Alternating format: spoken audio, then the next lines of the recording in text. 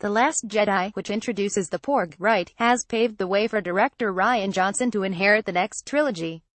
Disney Lucasfilm 2017. For 4 decades, Star Trek or Star Wars has been one of pop culture's most consistent binary conversation starters among nerds, right up there with Marvel or DC and CD or vinyl. The thing is, shortly before 2015, you could reasonably argue that Star Trek had gained the upper hand as a cultural force, thanks to J.J. Abrams' hit reboot of the film franchise coming on top of the more recent television successes.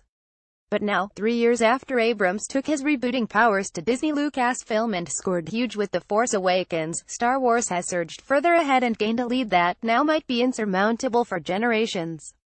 Game over, Star Wars. Thanks to Disney's New Deal, you just won.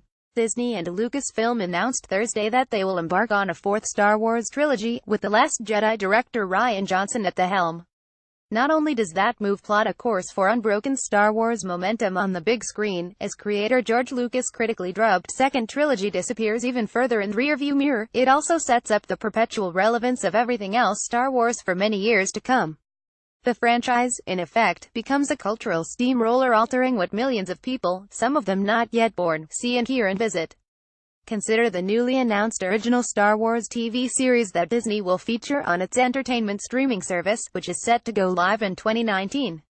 Consider, too, that come that same year, Anaheim's Disneyland and Disney's Hollywood Studios in Florida will open Star Wars-themed areas, as well as an immersive Star Wars-themed hotel at Walt Disney World that will encourage cosplay.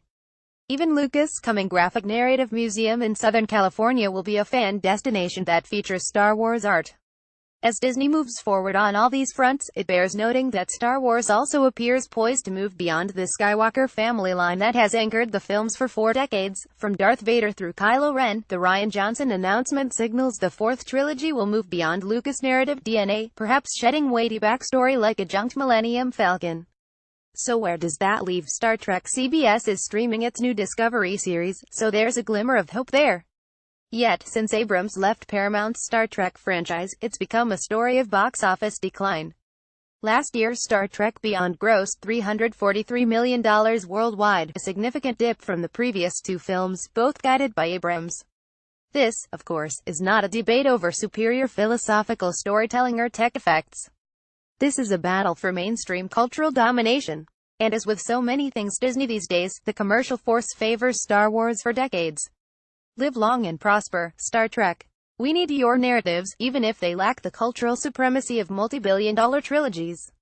Read more. Star Wars sets a huge new course with the Rian Johnson film trilogy and a streaming TV series. Star Trek Discovery's early success is helping CBS battle the cord-cutting trend. Opinion: Rian Johnson should take over directing Star Wars as Star Trek turns 50. What would creator Gene Roddenberry think of modern life? Don't be surprised by Ron Howard directing a Star Wars movie.